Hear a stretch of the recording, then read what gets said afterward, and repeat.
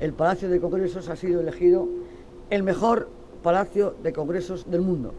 Así lo ha anunciado hoy la alcaldesa de Valencia a las puertas del propio edificio y rodeada por el equipo de trabajadores cuyo esfuerzo ha supuesto que sea el mejor recinto congresual del mundo.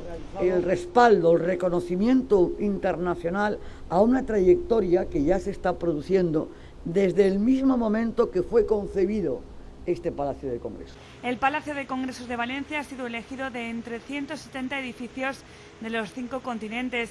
Los propios usuarios han sido quienes lo han elegido valorando la gestión, las instalaciones, equipamientos, servicios, accesibilidad y capacidad hotelera.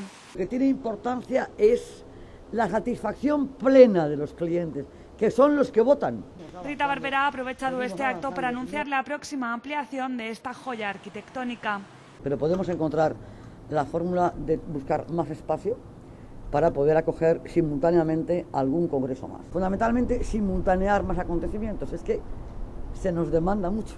La propia gestión del Palacio permitiría